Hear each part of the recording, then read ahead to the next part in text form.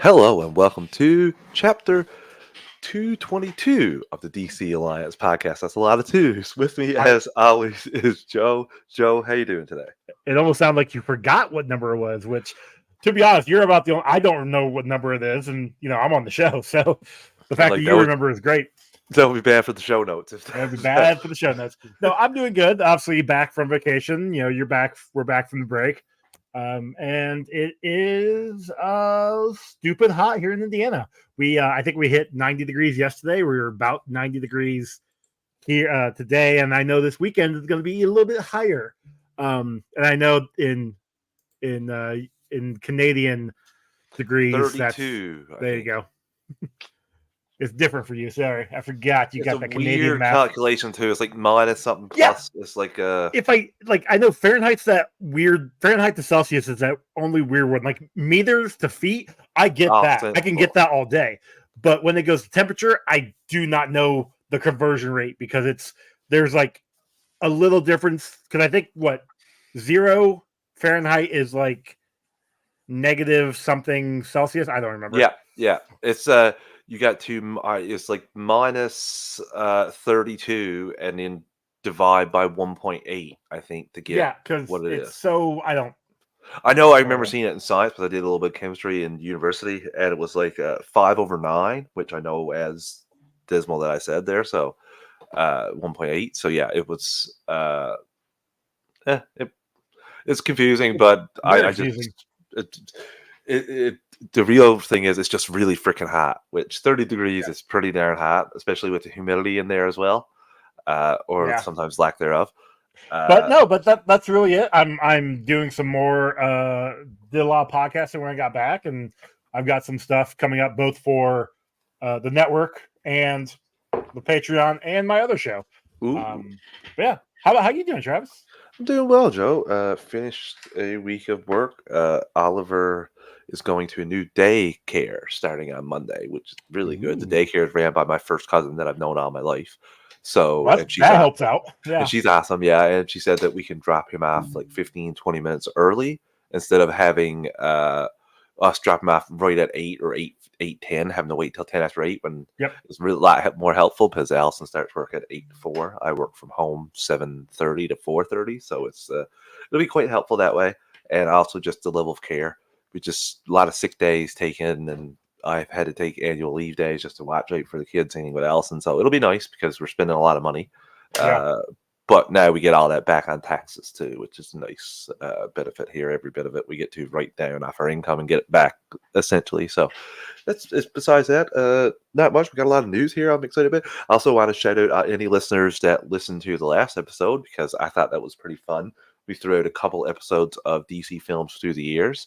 I realized after I put it out that I put in the Batman 66 episode where we weren't quite knocked down on a title for the show at that time. So we joked about possible episodes. I was listening to it as I didn't have to edit it because it was already edited it, but I did check out a little bit how it transitioned from one to another. So that was pretty early on, yeah. I want to say thank you. I put that one together with Superman 2, the Diner Cut. So I just thought it was fun, and I just want to shout out the listeners that listen to that. Obviously, the patrons, you know who you are. You've listened to it before, and you'll get the goodies. We're coming out with another one. I'll talk about it in a little bit after I get through the network plugs right here. We are part of the Geek Ultimate Alliance with 7 shows in total. On Mondays, bi-weekly is Ranger Alliance. On Tuesdays, weekly is a walk through the multiverse. Check that out starting next week, covering The Boys. There may be a special guest joining Joe for the first episode of that. On Wednesdays is my show, The Animation Nation. On Thursdays is Star Wars Alliance, which they're right in the middle of the Acolyte right now. On Fridays is Marvel Alliance. On Saturdays is DC Alliance. And Sundays, monthly, it's World's Finest True Believers. Star Wars Alliance goes live on the Geekverse YouTube channel Wednesdays at 7 p.m. Eastern Time. Marvel Alliance goes live Thursdays at 9-10 p.m. Eastern Time. And DC Alliance goes live Friday evenings between 7 and 8 p.m. Eastern Time. All 3 of those shows also have their own podcast feeds. Search DC Alliance, Marvel Alliance, or Star Wars Alliance. If you just want DC content, Marvel content, or Star Wars content only. But if you want all 7 shows on the GUA Podcast Network, including both of our shows, stay subscribed to the GUA on your podcast app of choice. We also have a Patreon, 2 tiers, a $1 tier and a $5 tier. The $1 tier is basically a tip jar like we're doing. You want to help us out any way you can. And the $5 tier is where you get your extras. You get your ad-free episodes, early access to episodes, and Patreon exclusive episodes. Myself and Joe are going through all the DC films through the years. Our most recent entry was A History of Violence, and we have on deck for the month of June, Superman Returns, which I'm really excited to rewatch, especially with all the Superman news that we've been getting lately. We also have the Marvel Alliance guys, Chris and Brent, doing their new show, Tales from the House of X, where they're going over their favorite Fox Marvel properties, I guess Marvel X-Men properties, we'll say, because it's Wolverine and Deadpool has been what's been out right now, Deadpool 1 and 2 and Wolverine. They also have the entire Infinity Saga reviewed on there for the patrons as well. We also have Joe's Multiverse Minutes, where Joe takes a look at, right now, not only is he reviewing Disney films, but he's giving you like deep dives as well, talking about some behind the scenes interesting facts. So we thank everyone that's a patron, but if you're not a patron, you can take a quick 30 to 60 seconds to rate and review the podcast on your podcast app of choice. It's always greatly appreciated. Helps other people find the shows. And that's always a good thing. Just want to say real quick, Iggy, what's going on, buddy? We will get to that, your response here in a little bit. That's actually part of our show notes, but it's going to be later on in the show. Don't worry, we have you covered on DC's appearance at the festival, the Antsy Animation Festival. And that's part of our opening topic. Now we got a little bit here, like Joe said, that's going to come before it, because we got a little bit of news, Joe, that broke this evening. Yeah, this came out today. It's one of those things that it's like, oh, look, I guess there's some benefit too coming on Friday after all, instead of Monday. So, we have a Blue Beetle animated series in the works as DC plots next chapter for superhero franchise. So I'm going to read from the Deadline article that came out. Warner Brothers Animation DC Studios have not confirmed this yet, although I will say somebody already has. Warner Brothers and DC Studios are looking to continue telling Blue Beetle stories via the animated series currently in development. Sources close to production tell Deadline Miguel Puga, the Casagrandes, has been working on the project since early this year and will serve as the project's showrunner and director, with Christian Martinez, Women of Movement, Good Trouble, sit as writer. Angel Manuel Soto and Gareth Dunnett also, sir, director and screenwriter of the 2023 film, respectively, will executive produce alongside John Rickard, who served in the same capacity on the film. Galen Vaisman, who was an EP on the film, will oversee the animated TV series for DC Studios. And it said DC Studios and Warner Brothers Animation declined to comment for this story. And it says many things are still in flux, including contracts from any main cast. However, multiple have been approached by DC and have received a positive response regarding returns.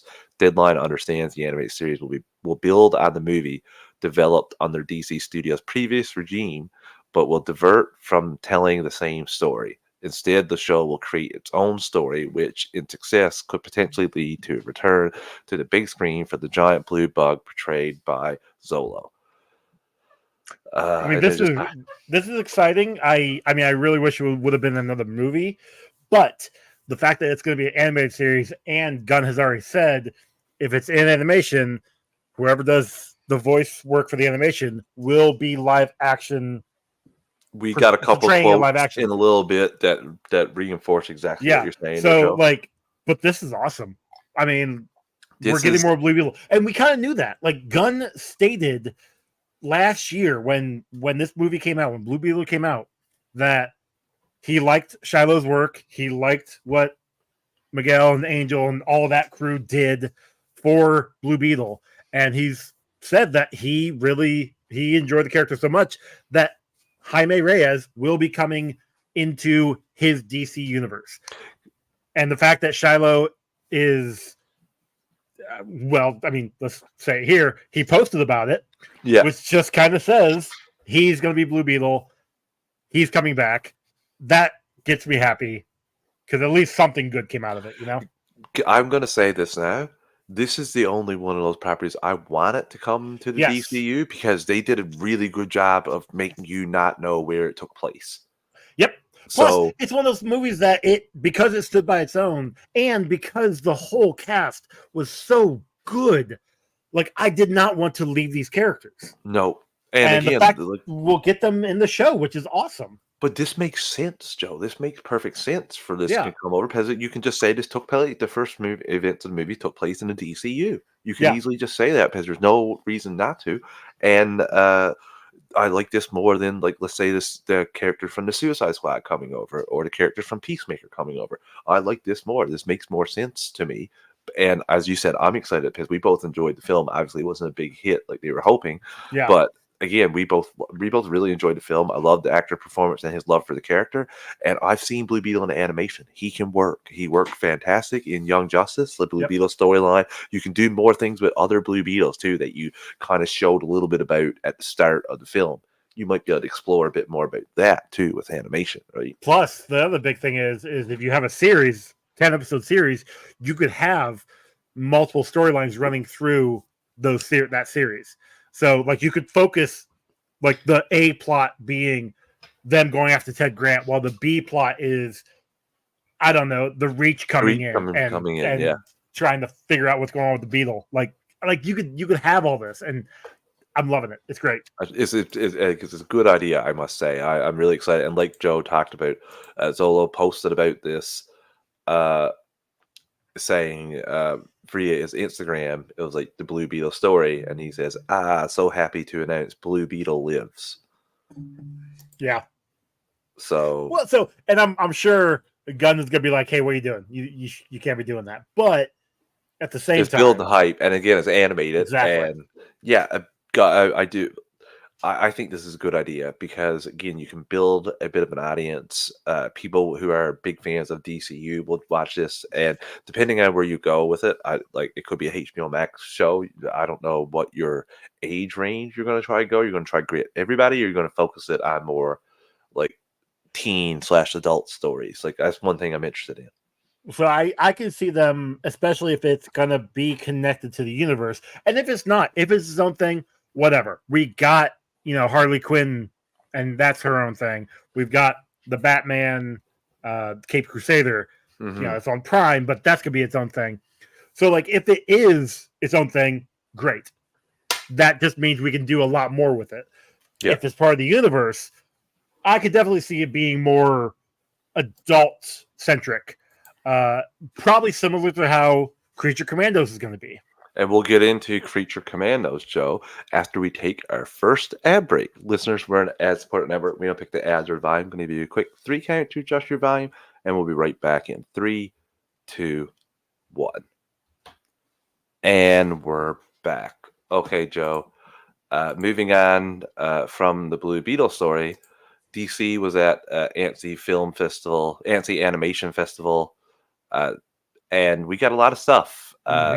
James Gunn came out a video yesterday talking about some of, let's say, Creature Commandos at the festival. He breaks down some of it here. He's saying the new series picks up directly after our Peacemaker Season 1 finale, which leaves Waller with her hands tied operationally, meaning that she's no longer able to get away with putting human lives on the line to carry out her clandestine, morally questionable missions. Instead, she recruits a ragtag band of misfits, not unlike the Suicide Squad and Peacemaker.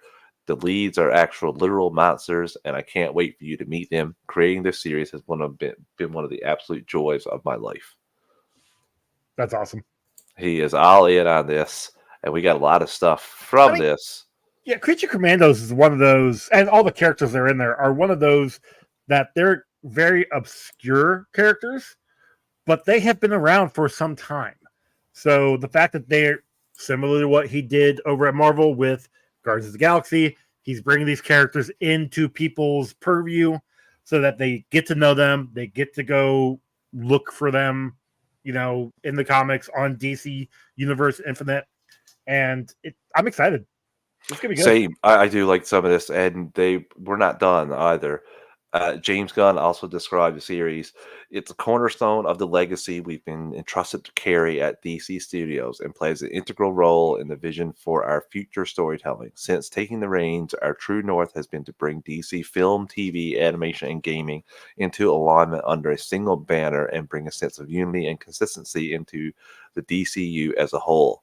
This frees us to create a range of products that are diverse and compelling and deliver great standalone entertainment experiences on every medium, while also being a part of a larger story that we're telling within our unified DCU. What this means in practical terms is that our big characters can move in and out of animation or jump into a game or into the big screen, but they will remain consistent throughout the same characters, same history, same actor. Good.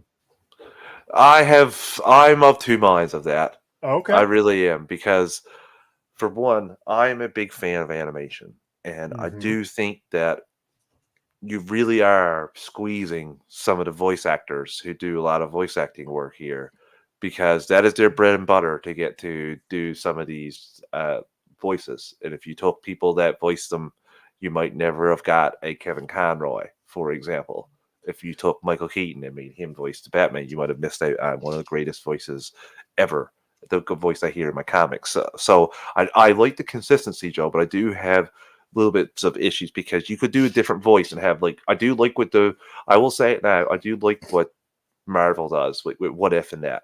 You get people doing similar voices, but they're still getting same thing as when you brought new people in for Rick and Morty. They were doing a similar voice, but they're getting work that wouldn't go if you did something else with it. So I'm of two minds of it. I like the consistency part. That is a really nice thing, but the taking jobs away from the voice actors who like use this, they don't get on the big screen.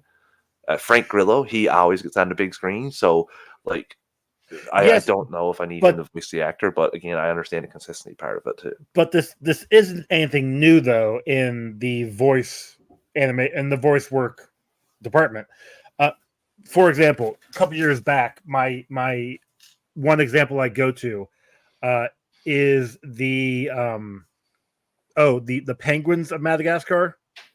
They had a TV show, and the voice actors there, they made that show popular, and then they got a movie deal. Do you know who they got for the movies? No, none of those voice actors. Okay. They got literally a whole completely new cast. And it was one of those things where it's like, well, why? Like, why did you do that? These are the guys that did the voice on the show. Why can't they come here? And part of it is, honestly, it's the money. Like, they had a bigger budget. They could get better voice actors. I don't want to say better voice actors because, obviously, again, they made the show. But they could get more high-profile voice actors. Or, well, even actors that are doing a voice. Well, they could get it to what the general audience would know versus like you or me who would know these voice actors. Mm-hmm. Like, was it Rob Paulson? Is that his name? Maybe Yakko and Wacko on Animaniacs. Okay, the brain. I think you might write down that name. But like that's John DiMaggio. Like you get these characters that we know because we've grown up with these voice actors. The difference is though is that was like I don't want to say syndication, but their shows had a longer season, and it was their own separate thing. Whereas they're like Creature Commandos is what 10 episodes, 8 episodes. Yeah, like it is a direct correlation to what the DC universe is now. On the flip side of that, like you said, with What If, those are 8 episodes or so. Those have a few of the actors coming in, but majority of them are not. Like the Spider-Man, Tony Hawk, the Spider-Man, the Cap, the Black Widow. Like those are all. Was Cap? Did you just say Tony Hawk? I did say Tony Hawk. I think you did. Tony Stark. Tony Stank. Pro Skater 2. My bad. Sorry. No, if Tony Hawk would show up in that, what if that'd be kind of great. Wild. What if Tony Hawk became Iron Man? I've come to bargain.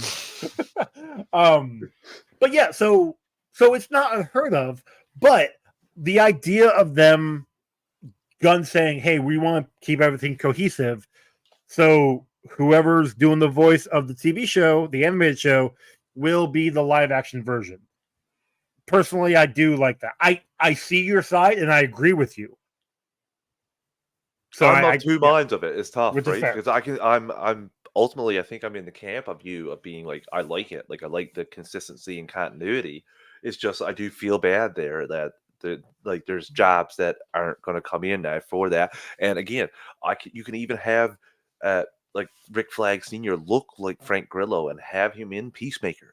But I don't know if you really need his voice in. It comes back to me to a little problem I have with like League of Super Pets, for example. You don't need all those freaking top of the line actors doing voices. That's that stupid. That's how you get the people to come. Anything. I know it didn't do anything. It didn't do anything. That's the problem. I understand that. These days. That's what's so frustrating. It's like that used to work. You're right. That used to work. Yeah, 90s, 2000s. Heck, that's the whole reason why I can't remember what the movie was, but like In the Name of the King or something like that. Had like nothing but like these named actors, and that movie bombed. And I don't want to hear about Super Mario because Super Mario has a built-in world that's big as Batman and Superman, in my opinion. Like Super Mario is so big, so I don't need obviously Pratt voiced it, but I do. However, on the flip side of that, apparently Garfield bombed in theaters, and that also had Chris Pratt. So like, I would think Garfield's far less of a popular character than Mario. See, I would disagree, but then again, I also live in Indiana where Garfield was created. Yeah, just as somebody at this island. Yeah, he was actually like 2 hours south of me is where. That's so cool. What's his name? Jim Henson. No, it's not Jim Henson. I do know Garfield's creator, but yeah, it's two minds. I'm sad that the people aren't going to get jobs, but I do like the consistency here, and I'm probably forget about this great when I get to see some of the big time actors come in and voice Superman in animation. So yeah, still it's cool. I must say that's the biggest thing I got. It's cool that they're doing this. And Creature Commandos is described as a dark, humorous, but never goofy and unsentimental adult-themed show with political storylines. And we will see the following locations in the show: Belle Reve, Frankenstein's Manor, Frankenstein's Lab, and Poco Castle, a failed fairy tale type of city. And Belle Reve, apparently, James Gunn put his foot down to have Belle Reve look just like it did in the Suicide Squad movie. Good. Yeah, because he wanted the consistency. Exactly. So, okay. But then that leads back to the question of if the Suicide Squad movie is canon, does that mean Suicide Squad is canon, which means Batman vs Superman is canon because it's the same? He had to take Harley and Boomer, didn't he? And and Waller, and Rick Flag. I'm really interested how you explain this in Peacemaker. I really am, especially when you got the whole Justice League showed up. There's that too. Yeah, like I don't. Literally, Aquaman and Flash are like faces. It's he's like, God damn it, we should have showed no faces. Should have, but at the same time, here we are. Back at the time, everyone's like, should have showed all the faces. Now here we are. Oh my. Sorry, I just thought that was really funny. Also, some characters in Creature Commandos will appear in Superman. Yeah. That is interesting to me. I wonder after the events of Peacemaker 2, Season 2, I will be curious if it will be Rick Flag Sr. or not. Also, I'm pretty sure it's going to be Rick Flag. It'll be Frankenstein. I hope it's all the cool ones. Well, because they're already those two are big name. Like David Harbour's doing Frankenstein. Come on. Is it Atomic Skull? Superman villain? Is that the one? It is. Is that in My Adventures with Superman. Yeah. Yeah, that's his Superman. Yeah, I think he's one in Atomic Skull, but I'm just saying, for example, I'd love to see him in live action. Oh, gotcha. I think he looked better in animation, but I do think especially if he apparently the Rick Flag looks off a lot like that shirt that they had, the blue shirt. So thank you, On the Game. He said Garfield did 182.5 worldwide on a $60 million production budget. Is actually better than expected. Not amazing, but not a disaster. Gotta ask you in the chat here on the game, bigger, more popular character, Mario or Garfield? I'm just curious. I mean, Mario's more widely known. And let's be honest. No, but my parents would know Garfield. That's true. They wouldn't know much about Mario. But that's the generational thing. Actually, I'm pretty sure Dad called every video game. Nintendo, yeah. Mario. Oh, okay. Are you playing that Mario game? Dad, this is like PlayStation 3. What are you talking about? Oh. Anyway, but yeah. A couple other things. Frankenstein is going to, in Creature Commandos, is going to be the Love Struck version. Uh, and Creature Commandos, CG was used in Creature Commandos to set up the shots. However, the final product is fully 2D hand-drawn animation.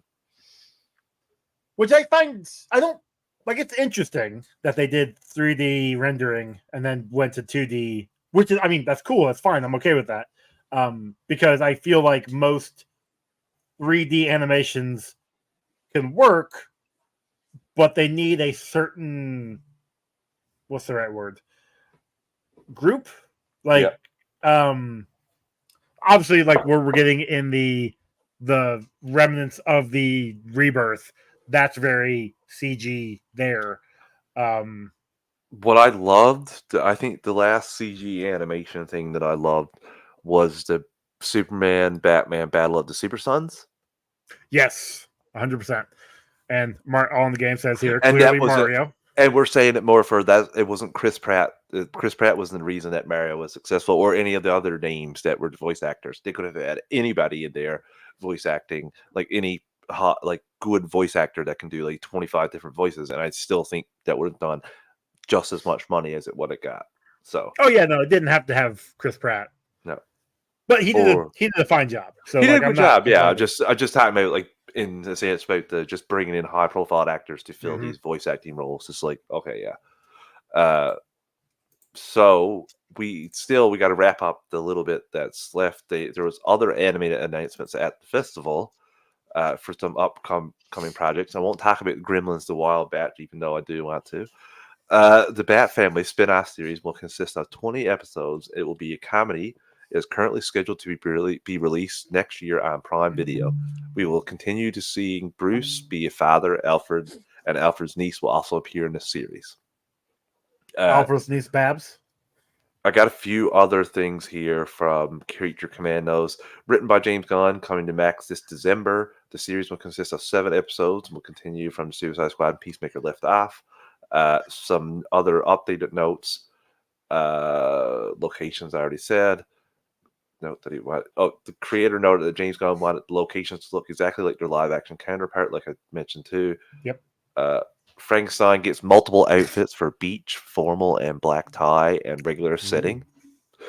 I feel like he could be our Bane, Joe. It's like the character that we just love and laugh at. I'm one of those where I came to Frankenstein later in the comics, a few different like crossover stories, and I did enjoy him in those. So I wouldn't be surprised if he is a standout in the series. This is wicked. James Gunn had pitched Creature Commandos before he took over DC. Gunn then greenlit the project himself when he became CEO of DC Studios. That's awesome. I love that.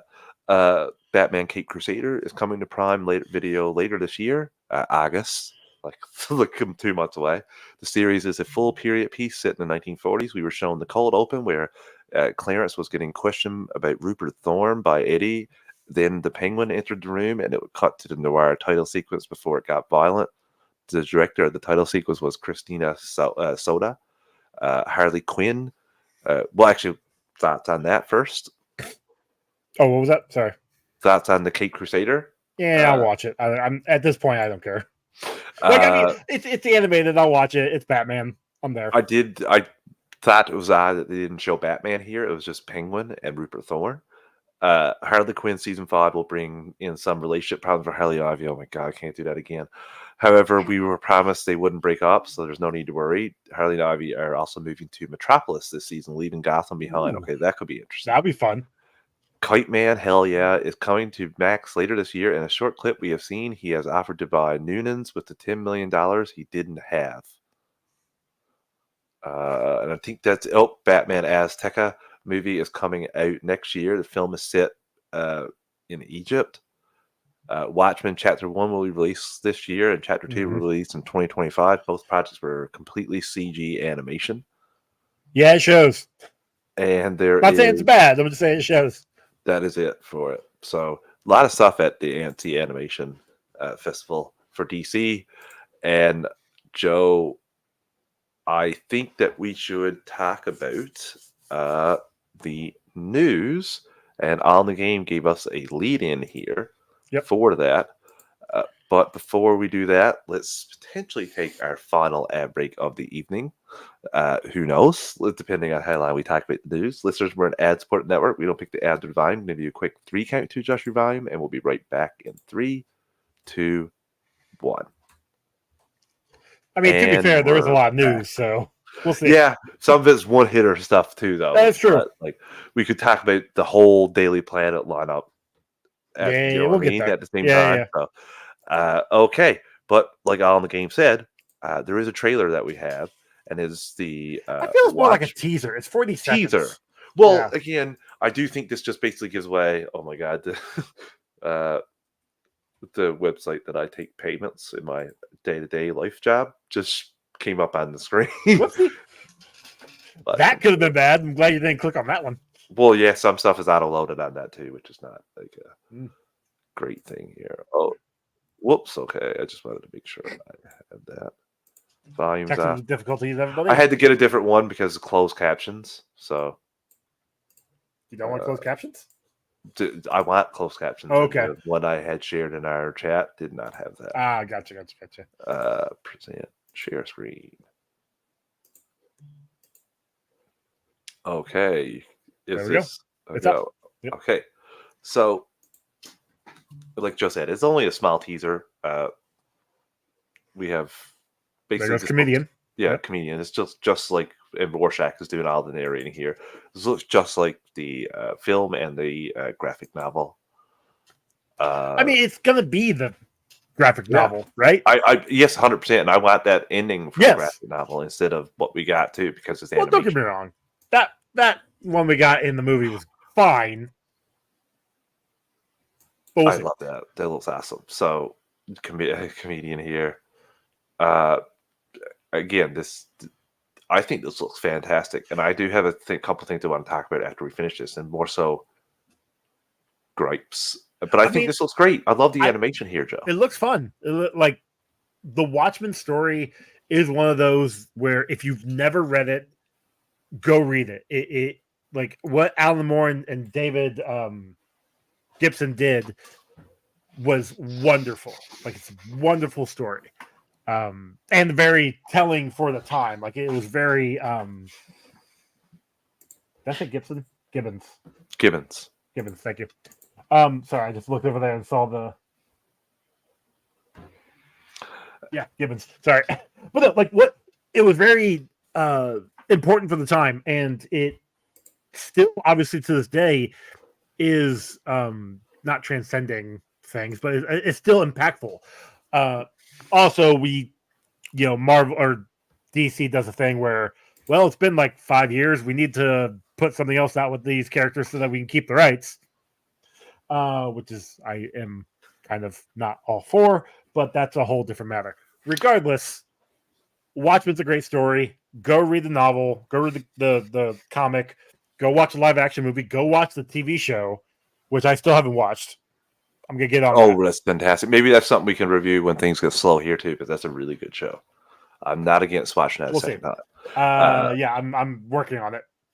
I have it downloaded, so when I go on vacation again in a few weeks, we'll see. We'll see what happens. What your thoughts are on the show after watching it? We'll see what happens. Again, I'm really excited about this. I have a couple of things I want to say. First off, I saw a lot of people posting why go see this. This looks exactly like the graphic novel. This is stupid. Go read the comics. That's one thing I can't stand, but comic people only, is that they get all hoity-toity about comic adaptations, and if it's exactly like the comic, why go see it? Read the comic instead. This can be a gateway to people actually getting into comics. I'll give an example. The Dark Knight Returns. Thought that was a fantastic adaptation. I bet you people checked out the novel after that as well. So I hate when people say that. This is a kind of a half well-known person that reviews comics, so I did not like that sentiment at all. Just like, don't watch it, go read the comic. No, you can do both. I'm one that I'm excited to check this out. I like the animation. I think the animation looks really slick. I think it looks like Superman, Batman Battle of Super Sons, but 10 times the budget. just from the teaser. Now, it could be wrong. Teaser could just pick out the best shots, but I'll need to see some more action and animation first. But again, I think this looks great. I'm excited for this, and this shows me that it's not going to just be DCU only animated properties. Now, I still have to wait. I need to see some new things that are announced that aren't DCU related that we'll get to see, because I don't want only DCU animation. I love the old way we had it, where we get one movie that or one show or something that would talk about in the storyline. We get that offshoot Red Son, Batman, Gotham by Gaslight, for example. Like I want to still have those kind of things. So that's why I'm hoping that this thing is successful and we get more of this.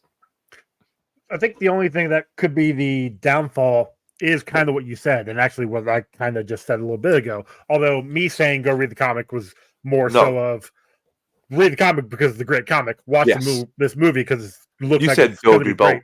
Which you can do both. That guy was like, "Don't go watch. Don't watch this. Don't watch this. Read the comic instead. You can do both." I will say this though, like I read the comic the first time just before the Zack Snyder movie came out in 2008 or whenever that one came out. Same, Joe. Same. 2009.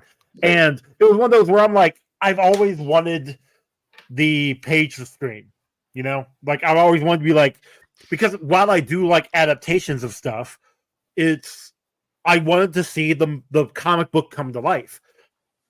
When I watched Watchmen in 2009, that's exactly what I got. Obviously, sans the ending where he had to change it. But like that's what I got. And then I walked away from the movie the first time ever watching it, kind of upset that I got what I asked for. Could you imagine what the giant squid would have looked like in the CG back then? Like in 09, 08, 07? Like we're talking that giant fire cloud for Green Lantern style big villain.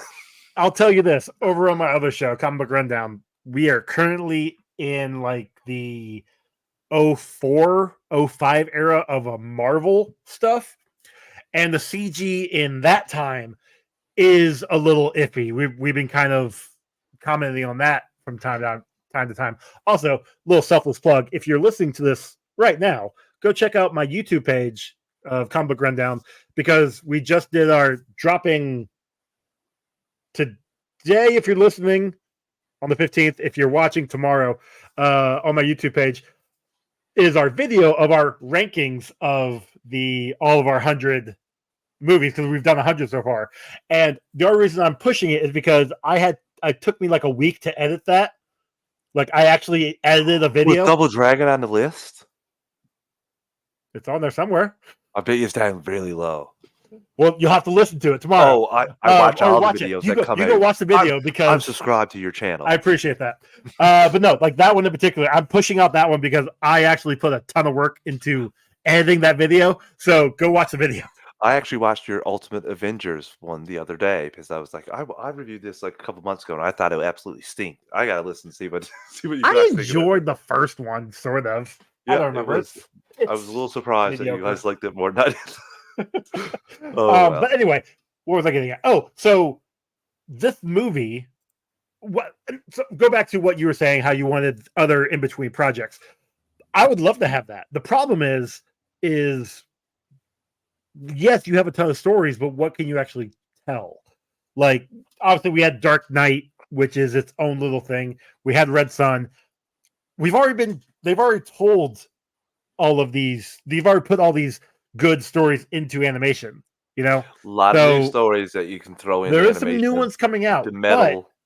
I'm just saying no to that one because there's a lot of back history to that. You can't just say, "Oh, here is the Batman Who Laughs," and just expect it to be like, "Oh, here you go." No, like there is literally all of Scott Snyder's run of Batman leading into that. Now you could do Court of Owls. You could do all Scott Snyder's run as an animated series. You could do that. Again, I don't need everything. That's what even Cape Crusaders and stuff. That's what I'm talking about. Even Cape Crusaders, I don't want everything to be a DCU animated property. Sure. Like that, the Harley Quinn stuff. Keep that stuff. My Adventure with Superman, and we get some good news about that. But I'm excited about this Watchmen thing. I am too. It's not my number one thing, but I am excited about it. I am too. Like I'm gonna watch it. I watch almost all of these. Oh, I know you're going to watch that. That's not yeah. even close. Alden Gaines says, speaking of Marvel, Deadline is reporting that a projected 200 million. Yeah, we I think that just dropped in the group chat 230, earlier. I think it was. Yeah, I mean, one that Snell shared. I don't think it was Deadline though, but yeah, that's a huge. And I'm of the mind a rising tide lifts all boats. So us as DC fans, we want that movie to do good because I don't want to hear as much about superhero fatigue anymore because tell good freaking stories. Tell good. But here's the thing: stories. We're gonna get Deadpool. It's gonna make bank, and then we're gonna get Joker, and then people are gonna be like, "Well, no, I mean, Joker might do good, but yeah, if Craven is still coming out allegedly, it's gonna drop again." Like, which I'm sorry, that movie is already crap. Like, I don't. Oh my god, yes. I don't know why you're expecting that movie to do good. I'm not. No, like people, Sony. I don't see how. I don't know what Sony's doing last anymore. One. We're just like I just think they're doing it to keep the rights. Literally, that's all they're doing. The Penguin releases in September, Joe. So that is a great thing. We will obviously be reviewing that. So it comes up here. Hold on. Yeah, it's just a little note in the article here saying that it's coming out. So that's pretty cool. That's not that far away. That's only a couple months. Yeah, a couple months away. It'd be a nice thing for us to review going in to the new year, and then like it won't be that long after you hit the new year. It'll be 6 months to Superman, which is wild when you think about it. Yeah, a year from now we'll be watching Superman. Whew. The game says Penguin is hopefully good prestige. I'm thinking Penguin is going to be DC Sopranos. So, and I absolutely adored Sopranos TV show. So I'm excited about this. I'm wondering about the appearances of Batman if we're going to see him. I think we will, just because. I think we might see Bruce. I don't know if we'll see Batman. And I do think that's a pretty safer bet. Yeah, it is. It is. Maybe see Bruce and see the Bat single. Maybe. So. At least give me Bat Signal in the sky. At least, come on, guys. Or we could see Batman silhouette on the rooftop, and we won't see Bruce. It'll be one of those two, which is literally all you have. So I don't know why it is what it is. Whatever. So we got a bunch of casting, Joe, for Superman the movie. Basically, Daily Planet's from mailroom to CEO. No, a lot of people in Daily Planet got hired. We got Michaela Hoover has been cast as Cat Grant.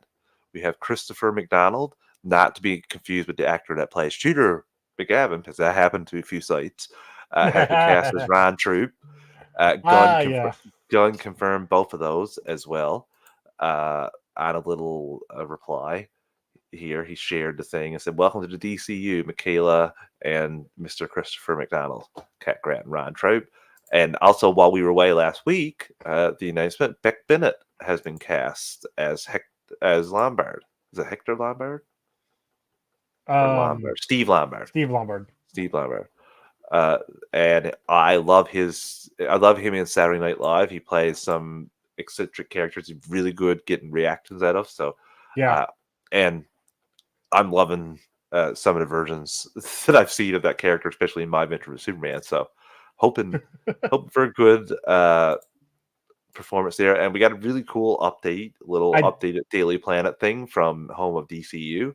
Yeah, I do like this little printout we got here. It's pretty fun. It got Perry White up top, and then we have Clark, Lois, Jimmy.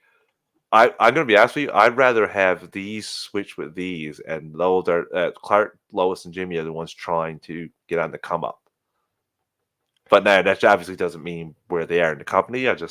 That's where they were announced as actors. Oh yeah. Because I'm pretty sure it'll be, Lombard, Troop, and Grant, the people in the actual Daily Planet, the ones who've been there for a while. Maybe Lois.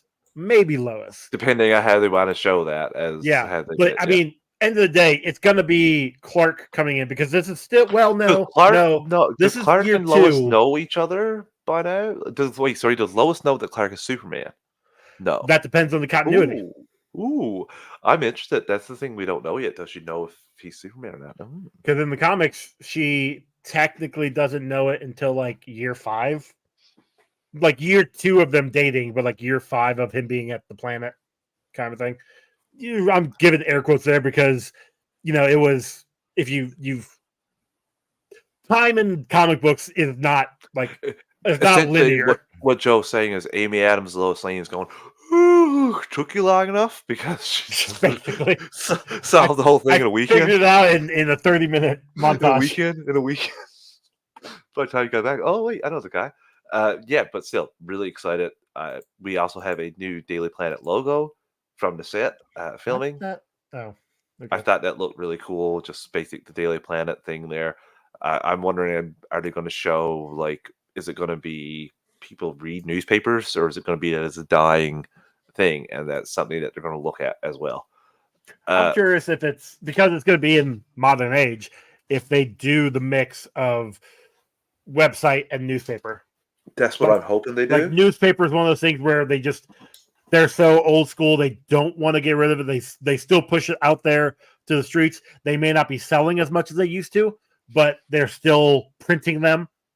But they are converting over to the digital age and having, stuff at your fingertips. I wish it was more like the Superman the Animated Series style of the city and stuff, like more futuristic, but not futuristic. You know what I mean? Not too futuristic. It just looked futuristic, maybe compared to Gotham, but like Batman the Animated Series, where it was, Superman. It was very futuristic, but it was set in the 40s, 50s. Yeah, I like that. I think it looks cool. Obviously, it's not so what I said in the 40s and 50s. James Gunn on whether Jonathan Kent will be alive in Superman. Well, I don't think I'd hire Pruitt to play a dead person for an entire film. I mean, you never know. Huh? I've seen worse. Michael Shannon in Batman vs Superman. I mean, he was there. He was dead. It was his. Actually, no, it was a lifelike. It was a body double thing. But it was his likeness. So we have more casting, Joe. Sol Rodriguez and David Denman, have been cast as Peacemaker and have been cast in Peacemaker season 2. Rodriguez is playing Sasha Bordeaux, a checkmate person, while Denman's role is being kept under wraps. They do have a guess at the character here that I shared. As my guess to David Denman could be playing in Peacemaker season 2 is Sarge Steele. You might have seen him in Wonder Woman 2023, the comic, but he became the head of Checkmate after Waller. So what I think could be happening here is that there's sharks in the water to take Waller's spot, take her down from different organizations. I can see that, especially once her position is gone. Like everybody is moving in. Like Argus agents, Checkmate agents, like I could see multiple different groups trying to take her down. Mm-hmm. The thing that really shocked me, but on thinking about it makes sense, is Sasha Bordeaux, because she came in the comics in the late 2000s, just prior to the Bruce Wayne murderer storyline. Was it Checkmate by Greg Rucka?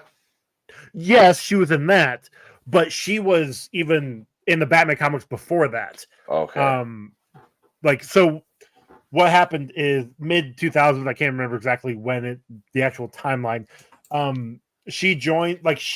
Bruce Wayne needs a bodyguard. She is his bodyguard, and that was one of those interesting stories of how can he still be Batman with the bodyguard? How can he get around her to go be Batman?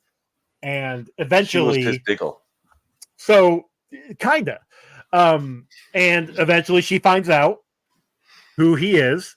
Yeah. And it's really more of he let her know, I think mainly so that he, one, can control her, and two, can actually go back and be Batman. So it's just getting annoying now.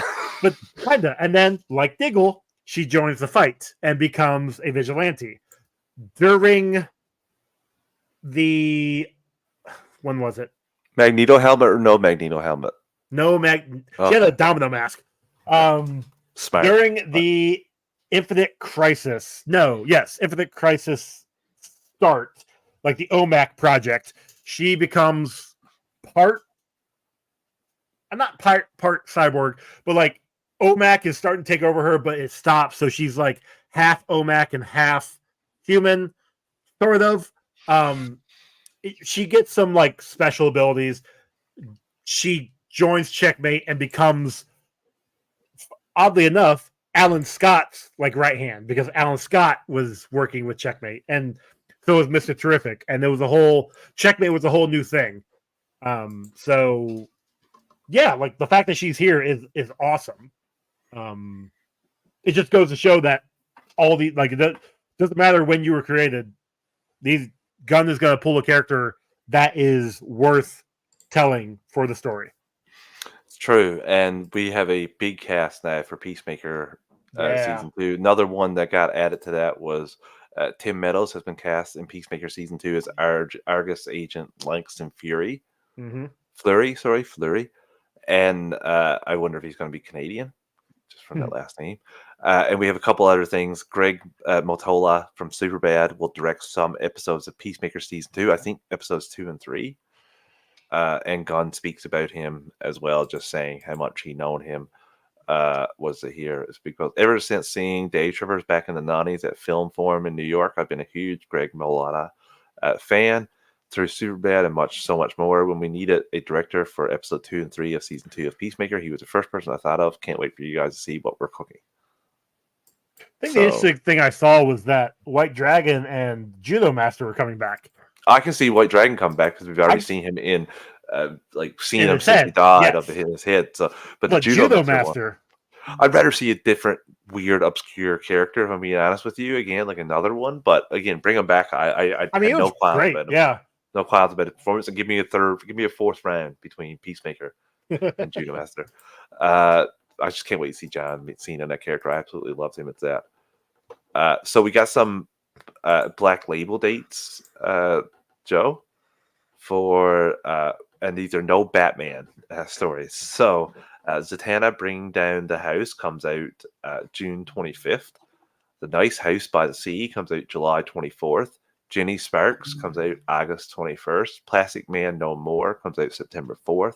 And Green Lantern Dark comes out October 16th. Just showing some love. Yeah. If I was reading comics as much as I used to, I would be on board with a couple of these, but I don't read comics like I used to, sadly. I'm trying to change that. I'm going to soon-ish. Once I finally get my podcasting schedule in order, which that's never going to happen. Who am I kidding? But once I get that in somewhat of an order, I'm going to start DC New 52 again and go forward from there. I want to reread all of New 52. I got to get through Radiant Black Universe. That is something that's on my list of things. I know all the books, play, Chris, you're all recommending it. You've never not recommended anything that's been good. I read the first 5 or 6 issues, and I think that was a month before Oliver arrived. And then I had finals, and then Oliver arrived, and I don't think I have looked at an issue since. I remember, actually, no, issue 5 or whatever the big thing of the first 5 issues with the character. I'm not going to say anymore because I don't want to get spoiled or anything. That was issue 4? 3? 4? No, 4. It was 4. I read 4 issues. So, yeah, it was 4th issue. Yeah. 4th issue. Dude, that's such a great series. What's going on now, and I've talked to Michael, the editor. I've talked to Matt, who's working on Infernal Girl Red. I've also, along with Chris and Clay, we've all talked to Kyle and Ryan and I know.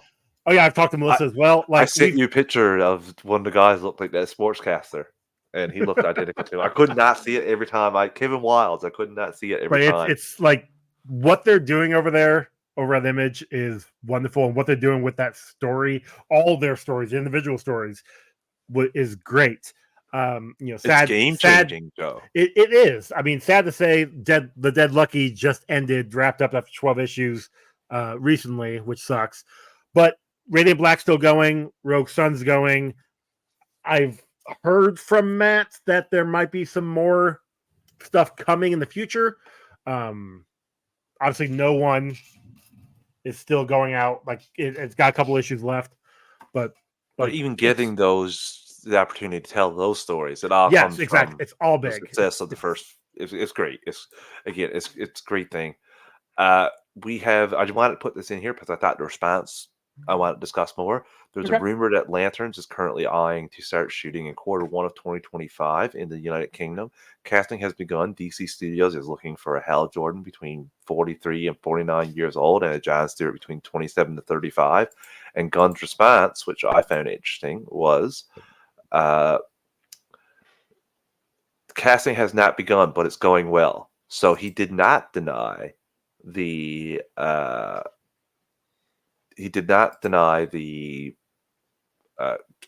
currently eyeing to start shooting in Q1 of 2025. Yeah. So that's what I noticed the most about that, was that he did not deny that. He just said things are going well. Casting's not done yet. So I'm he happy to also pushed hear back on those ages as well. He said, not sure if they need to be those ages, but Hal's always been a little older than John in the comics. Yeah, but not like that much older. No, again, it's now, not. Now, in the early comics, he had that gray stripe, which made him look older. But they actually did come out and say that was parallax affecting him. Yeah. That's why he had the gray hair. It was a sign that actually was there, and yada yada yada. Because now you look at him now, and him and John Stewart look like they're closer in age. So I don't know. So again, I thought it was just interesting. That's the problems Gunn runs into sometimes when he puts this stuff out, is that people will pick apart some of this and see like, oh, you didn't respond to this part of it. He mentions that as well at times. So I don't want to 100% be like, oh yeah, for sure we're going to get it in 2025 Q1, but I just found it interesting he didn't discuss that part of it. And finally, rumor that's out there is that Danny McBride, John Calasari, and Jeff Bradley, the team behind the Righteous Gemstones, has been tapped to write Booster Gold. There's been no response from this yet from Gunn. What do you think about that, Joe? I don't know what the Righteous Gemstones is. Out of those three, I know Danny McBride. Do you know him from Eastbound Down? So I know him for being an actor. I haven't really watched any of his stuff. But I also know he's written a few things that I feel like I've watched and enjoyed. I think you would enjoy Eastbound and Down. That's pretty outrageous. What else has he been in? He was in that movie with like Jonah Hill and all them for the End of the World. Yeah, like I've seen that. Yeah, like that. Yeah. I've seen him in a couple things, but I also know, like I said, he's written stuff that I've probably watched and enjoyed. I can't name it off the top of my head. Same, I can't either. So Vice Principals, yes, thank you on the game. I know that's like the big one for him. But yeah, that's there. So I'm just excited that this seems like it's getting off the ground. I don't know Righteous Gemstones. I know those. What they were I know that. Like, I think that's the one with like the like super priests, like the evangelicus, the ones that like have the big planes and all that kind of stuff. All I know is like Adam from Workaholics is in that. Okay. Finally, Joe, the real finally, My Adventure with Superman has been renewed for a third season, and I say finally. I'm happy for that. That leads into our final thing tonight, which is My Adventure with Superman Season 2, Episode 3, and Season 2, Episode 4 review, because we were away last week, Joe. Yep. Got to ask, what did you think about the third and the fourth episodes? Very interesting. I watched the third one last night, so I don't remember it as well. That one was Lois and Vicky Vale. Yeah. Trying to do the story with John Henry and Star Labs. Yeah. Well, not Star Labs. Star Labs was this one. Next episode. This was whatever Amber Tech or whatever. But like we got John Henry Irons, which was kind of cool. I was not impressed with the steel suit, but that's fine. Like no big deal there. I was impressed because at the end it was basically showing me this is just the first version of this. Like Lex stole it, so he's going to have to create a sleeker version. So sure. Once we get that, I'm okay with that. If we don't get that, and on the game says satire of evangelical preacher families making millions from their mega churches. Yeah, it's not satire when it's actually happening. Anyway. Yeah. So I really enjoyed the the third episode, like Joe was talking about, I love getting John Henry Arms. I loved how wholesome he was in the bit, and seeing we also Silas had the Silas Stone. Yep, but that was cool. He disappeared after Grid after what happened to him. But I'm enjoying the animation of that, Joe. Like the fight scenes, the action, everything was great here. And the fourth episode, though, that's one is the interesting one. That's one where things really pick up. Because Lex makes his move and basically is like, "Hey, Superman's a badman, and we don't need him here on Earth." And then and I'm wondering if no, I don't think so. No, I was gonna say like maybe because the like Damage and Deathstroke and Atomic Skull, like they were attacking, they're trying to get General Lane, but they end up attacking Star Labs where this conference was being held at, where Lex was talking. It just kind of proved his point. And I'm like, well, maybe they did it on purpose, but actually I don't think they did. I think it just kind of happened to be thrown into the Star Labs as this was going on. I absolutely loved everything about the Star Labs Symposium. It was hilarious. The fly around. There were some wholesome moments as well, like when Clark told Jimmy how he meant to him and that he saved him. I thought that was really great. But the action here, Joe, in this episode, the action, the Lane stuff, the training that her dad put her through, that was like outrageous, but it also made her the badass that she is right now. Yeah. So you're like, maybe just be 25% more loving and 10% less of a dick, and it might have been a bit better. But we are talking about General Lane here. General Lane here. But that's hard to do. I loved everything about Lois in this episode, and the title is at like pretty solid, because by the end of this episode, it seems like Superman and Lois are on completely different lanes. Yeah. Like, well, and it's just because Superman only heard part of what Lois said. There's that, but also the whole episode, Clark is trying to go hang out, go on a date with Lois or go do something with Lois, and Lois is trying to do something with him, but they keep like missing each other. They're playing phone tag, and every single time it becomes that moment where you get General Lane talking to Lois saying that Clark is a flake and he's terrible, and Lois is like, he is a bit weird, and Superman hears that and flies away, and shit. But that's why she's like, yeah, exactly. So like, which again, you got superhero, my dude. You had to have heard that. Come on, you knew that was coming. Come on. I just gotta say, I want to give a shout out to the action fighting here when really good. Task Force X comes after Lane, and like the freeze gun, then the back and forth, all the going entry, the stewards tying it in with Lois's training as a kid. I thought that was fantastic. It was like top tier storytelling for animation, showing her memories, but also tying it in. This show is one of the better animated shows out there, in my opinion. I think Scott said on the Vodka stream last week that he watches this with his son, and his son's like, perfect. Yeah, I can't wait to watch this. I can't wait to watch this kind of stuff with my son. So I get excited just watching the Ninja Turtles from 1989 intro with him, because the intros are about all that can hold his interest right now, unless you're into pure song. That's fair. Shout out Wiggles and Miss Rachel, because they're in more so Miss Rachel, because Wiggles do like 2-3 minutes of talking. Oliver ain't got time for that. Miss Rachel is song. So I'll tell you this. Go take them to go see Inside Out 2. Really cute movie. There is a couple scenes that will actually keep his attention. Oh, I'm just saying. I'm gonna just be honest with you. Not cashing in my going to the theater chip to watch Inside Out when Wolverine and Deadpool. That's fair. No, that's fair. But that's what I'm saying. You could couch it as, hey, I'm taking Oliver to the movie. Like the cut of your jib here. That's not a bad idea.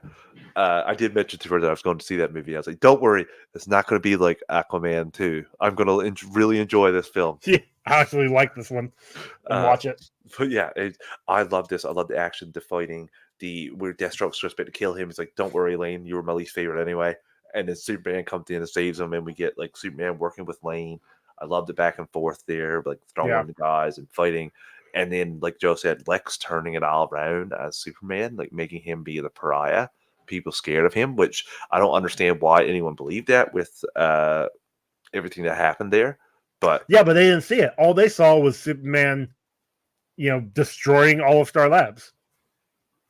They didn't see all the task force acts. And we should also be remiss to mentioned that in the end of the last episode, Lex takes control and buys everything and gets all those Metallobots as well. That's true. And then at the end of this one, he's basically talking to NASA, the Army, and literally any Star other Labs, and they say anytime, whenever you need something to go against Superman, just let us know. And he said, we'll take you up on that. So I think that by the end of this season, Lex is going to take over for Waller. I think she's going to be out. Yeah. So I can see that, but also the fact that they're working together right now. I mean, why? I'm not saying he won't because that's just Lex, but why rock the boat right now when he's getting everything he needs? But again, it's Lex, so he could. And it looks like this next episode is going to be pretty fun, Joe. It's called Most Eligible Superman. Interesting.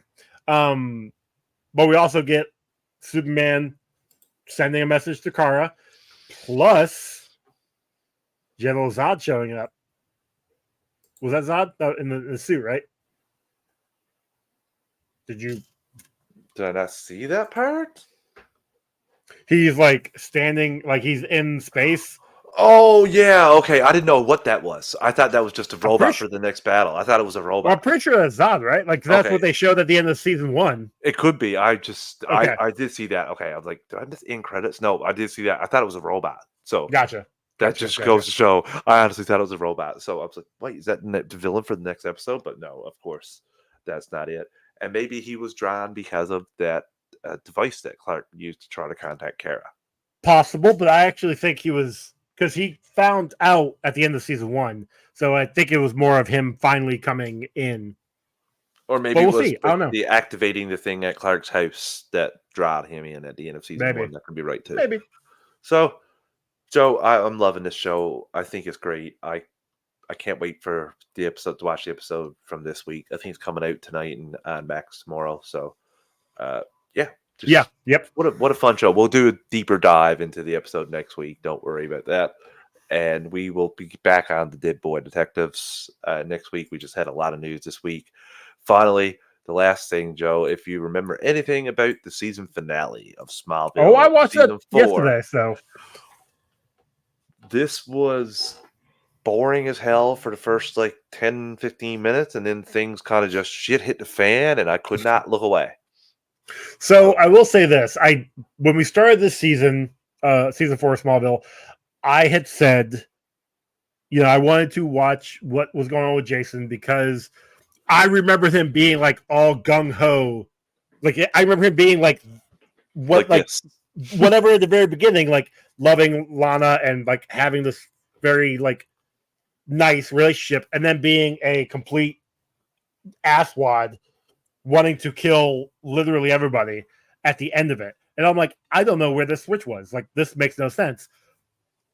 Rewatching the season, it actually makes sense. So actually paying attention to that. Well, you can tell that he got a job for another show. Well, that's the way he definitely changed his character, and then it's consistent, but you're you could have went different right with him. Well, especially when the only thing I questioned was the whole Lionel telling Jason oh, so you just using Lana, this was set up by your mom. The whole thing was all set up by your mom, and he was kind of agreeing to it, which leads me to the whole he's out at the end of the season because he's got something else to go to. But it's no, that's not how it was. He literally fought his mom in the beginning of no, I've met Lana because I love her, and it was happenstance. So yeah, I also love in Talkville. They were I don't know. I think he comes back next season. I'm guys, well, he does. Meteor fell on the house. Meteor fell on the house. Come on, and he's going to a new show. It's you do not think his face is going to show up next episode, do you? So they're the actors in the show. You see a body. They don't show the face. I remember that distinctively because Supernatural was coming on immediately after Smallville, and I'm wait a minute. You could have just showed the body, but no. No, they did. They did just show the body. We cannot associate the character. We can't have the actor associate with this character. That being said, though, I kind of liked what they were doing with Lana. They were showing the parallels of her as a child with the meteor shower, her now in the meteor shower. Totally forgot about the ship, which remind me, season 5. Is that Doomsday? Nope. Season 5 is. Oh my god. Season 5, Jonathan dies. Season Yes, remember 5. that. Was that Zod? No, Zod comes in season. Lex turns into Zod at the end of season 5. Season 6 fight is him versus Zod. I think Bizarro comes into play. There's Phantom Zone prisoners. Okay. There's like Zod. Doomsday is season 9. Darkseid is No, season 10. no. Doomsday was way earlier than that. Or Doomsday is season 8. Doomsday is at the end of season 7 because Clark goes missing in season. No, that was Lex Luthor. God damn it! I don't think you're right about that. I think Doomsday was season 8 at the Doom. What season was Doomsday in Smallville? Season 8. Come on, seriously? You suck it, Joe. Don't make me question my Smallville thing. I know that because season 9 is the stupid. It has to be the stupid Lex, weird Lex. Could have sworn that was like season 6, 5 or 6, but okay, fine. I digress. You're right, because season 7 at the end of it is him and Lex in the Fortress of Solitude as it all falls in, and then Clark disappears for a few episodes, or for between that event and the start of episode 1. He's in some encampment in Russia where they find him, and they got given his powers back. Yeah. Oh yeah. Now I remember that. Yeah. But yeah, this was good. I'm glad the witch story is over. I'm not gonna lie, Atlanta has much better stories coming with this season and then next season with Lex. I think that's far better than what we got with this season. I think Lana was the most underserved character in this season for what they did. After Chloe found out the secret. When Chloe found out the secret, she stopped becoming contrary about how the love triangle turned out for her. And how Clark doesn't have feelings. I don't like that avenue. They put her down a lot from what we've done. So I do like how she basically becomes Clark's right-hand man going forward, and I love that. Yeah, but it's also kind of annoying that she is literally telling him, oh, hey, this is like at the graduation. Yeah. When the thing goes off, it's like, oh, man, there's stuff going on. We need to get out of here, right, Clark? Well, it's just weird, right? Maybe something's being drawn here, right? It's like, stop it. Like, he's not going to tell you yet. Calm down. He's never going to tell you. The more you keep saying he's never going to tell you. He's going to find out that you know, and then he's going to do his superpowers. He's never going to do it until the end. So, sorry, Chloe, but you may be the best friend, but he doesn't respect you. Which sucks, because that episode where he loses his memory and she is there, like, basically trying to help him get along. Like, that was a good episode for those two. But also, she wouldn't have done that if she didn't already know the secret. She's after a couple times trying to figure out what his secret is, whether she had like those inhaler powers or whatever. So yeah, you're right. But here we are. No credit for Chloe. The season was I did enjoy the season. There was a lot of great episodes, a lot of bad episodes. I'm really excited overall for season 5. Okay, I don't remember season 5. Oh, so season 5 was one of my favorite seasons. So okay, I really good. Well, and like I said before, I remembered seasons 1 through 4 like pretty strongly. After that, it's all sporadic because I thought Doomsday was season 5. So I'll be excited for.